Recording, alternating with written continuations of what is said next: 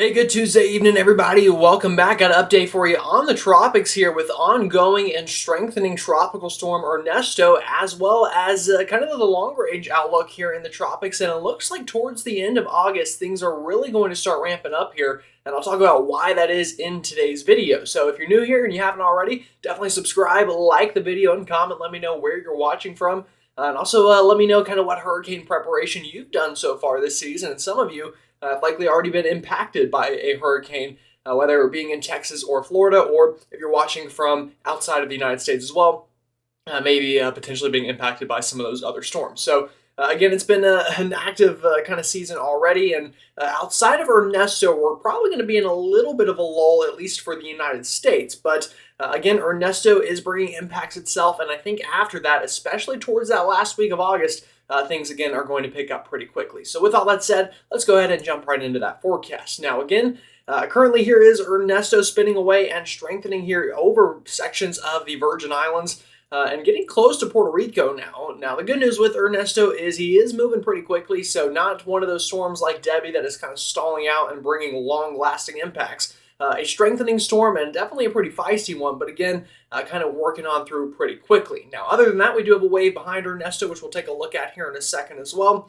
We also have some shower and storm activity here through Central America, kind of in that South American or Central American gyre there that we often see. But outside of that, again, really Ernesto, the only real player on the field right now with potential significant consequences. Now, again, we do have more out there to watch, though. Now, this is Ernesto, again, kind of on the left-hand side of your screen, bringing those showers and storm activity through much of the Antilles and up into the Nitz and Nevis Islands and even into the Virgin Islands. So a lot of folks, again, getting in on some active weather with Ernesto, Puerto Rico, also seeing some showers and storms, but really still kind of just the beginning of the storm for you folks.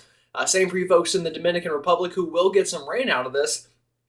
Still kind of in the beginning pre-stages of those impacts. So again, a strengthening system, and you can tell the storm is really ventilating quite well here. We have plenty of air in the upper levels of the atmosphere kind of fanning out the system here. So very good, healthy ventilation with this storm, and because of that, we're getting robust convection to kind of fire near the center and maintain itself. Also, dry air is relatively limited right now with the storm.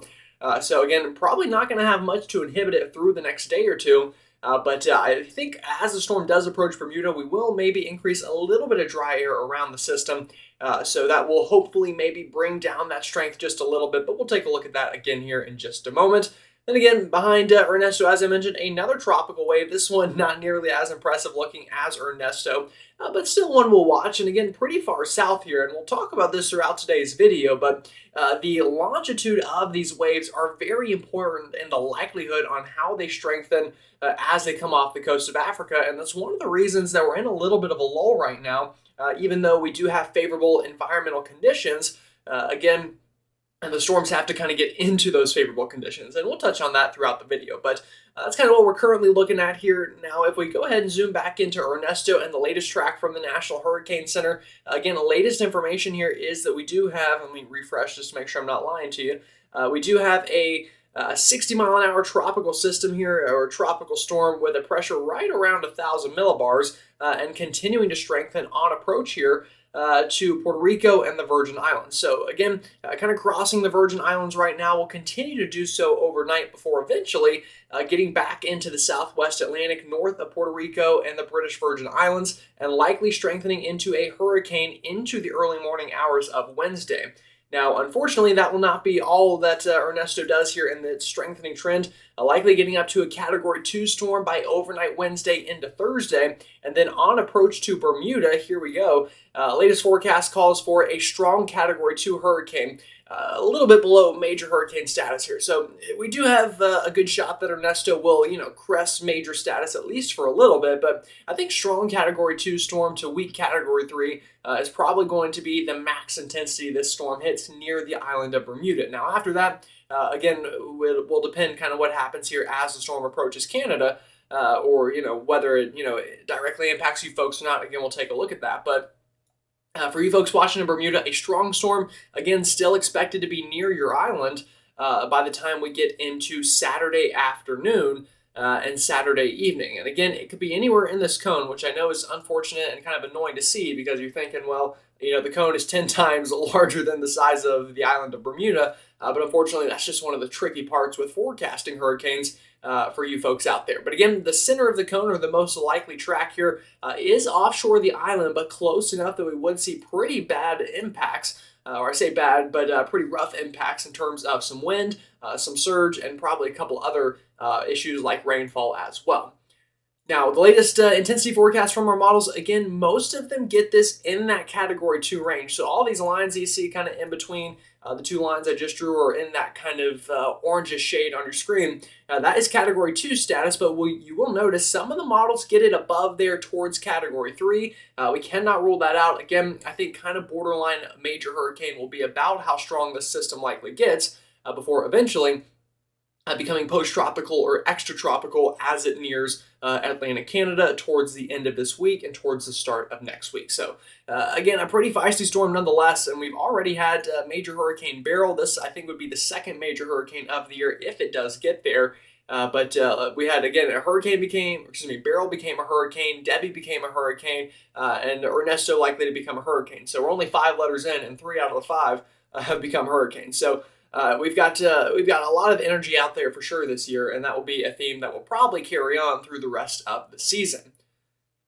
Now, latest tropical storm force wind speed probability outlook. This is a brand new map. Again, chances increasing for Bermuda. Also, already really seeing those tropical storm winds through the Virgin Islands. That will continue as the storm moves on through. Bermuda, though, now up to a 60 to 70% chance of seeing those tropical storm force winds. Also new, you folks up here into Nova Scotia getting near those tropical storm force wind probabilities, even technically clipping kind of Cape Cod here. But again, I think really the strongest of these winds will be somewhere in this region come this weekend and early next week. So not really too much of a United States problem here, although I will mention we will have rough seas and some rip current issues. So you're going to want to watch out for that. Obviously, look at the flags on the beach before you go out there, should you be on vacation or just live at the beach. Either way, that will be a concern to watch. But again, wind speed chances are, tropical storm force wind speed chances specifically are increasing here this afternoon as we get more model data in.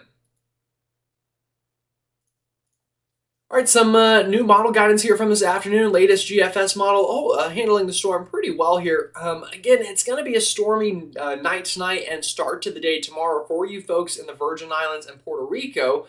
The good news, though, again, the storm moving pretty quickly. So by the time I think we get to Wednesday morning and afternoon, the storm should be pretty far north of you. And again, you'll see some backside rain bands and some gusty winds, but the core of the storm likely moving offshore of just about any land, even a good bit from the Turks and Caicos, a good 100 miles or so off the shore of the Dominican Republic, and a good 100 miles or so off the shore of Puerto Rico and the Virgin Islands. So come Wednesday afternoon, the core of the storm will be over water, which is good because obviously it's not impacting anybody directly. But unfortunately, that means the storm will strengthen. The seas will get a little bit more rough throughout the day Wednesday, and then the storm likely pulling north. Now, latest forecast from the GFS deepens this towards major hurricane status here Thursday afternoon, and you'll notice not that far from the Bahamas. Again, you're not going to see direct impacts, but a couple outside rain bands, and some increased surf will be a concern for sure here Thursday afternoon. Now, the island of Bermuda obviously is where we will turn our eyes to, and let's see if I can find it on this map. Let me back. There we go. Sorry, it was kind of hidden in the rain here. So I'm going to circle out Bermuda for you here. Just keep watching them. Here comes the storm.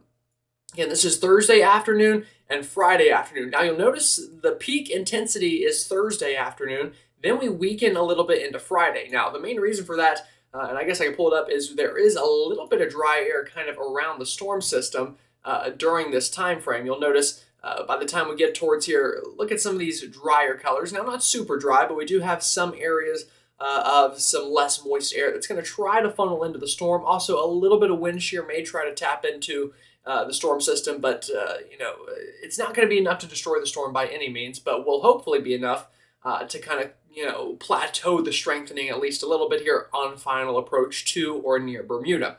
Now, latest GFS is to the west of the island by a little bit, and you'd probably be borderline tropical storm to hurricane conditions with a track like this. No matter what, definitely I think tropical storm conditions are going to be pretty likely throughout the entirety of the island.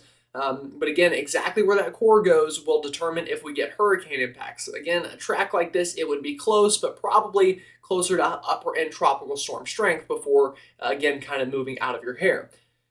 Now we kind of zoom this out for our folks in Canada on the latest GFS run. Here we go. This is into this coming Sunday, and the GFS the past couple runs has been closer to Canada than the European model, so that's something we're going to want to watch, obviously, for sure, as we move this towards next week. But here we go. The storm approaches, and a very close brush with Nova Scotia as a strong low pressure system. Again, would be post-tropical or extratropical at this point, just meaning it wouldn't technically be a hurricane, but the impacts would absolutely still be there Monday afternoon, and then gets a direct landfall into Newfoundland as a strong low pressure. Again, would bring very gusty winds and some heavy rainfall, and definitely some rough seas as well here for the first couple of days next week. And then after that, hold your breath if you're in parts of the UK and Ireland. A very strong mid-latitude cyclone would be close to you here for sure going into that time frame, which we will absolutely watch for you. All right, latest European model. Again, going to kind of skip through the beginning range because everything I just said with the GFS on the for Puerto Rico and the Virgin Islands, it's basically the same story on the European. So really going to focus on Bermuda with this map. And again, I'll circle the island. Here it is.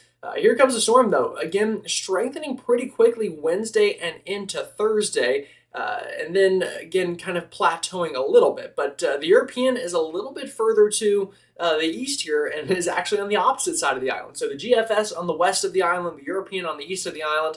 Unfortunately, if you average them together, that would be right through the island. But again, just know it's going to be a game of inches here for Bermuda. Excuse me. It always is with these storm systems. But again, we're not really that much closer to knowing if the storm's going to go right over you. But the path has maintained itself that it will be very near the island at the very least. Again, strong hurricane here, probably around a major hurricane. Again, strong Category 2 to weak Category 3 is probably the most likely ballpark, with an outside shot at Category 4 and an outside shot that the storm doesn't get above Category 1. So those are kind of the probabilities there. Again, impacts on the European would basically be the same as the GFS, just with the storm on the opposite side of the island. So likely tropical storm conditions, borderline hurricane conditions. So again, that's kind of the theme here with a lot of our models, and we're just going to really have to wait and see. But again, like I showed you, those tropical storm condition probabilities are increasing for the island here, as well as for portions of Nova Scotia and Newfoundland. And for you folks, the European has really been your friend. The European really kind of turns the storm out to sea much quicker than the GFS. And this is Monday morning and afternoon. You'll notice here is Ernesto, again, as a strong hurricane or extratropical storm with hurricane force winds.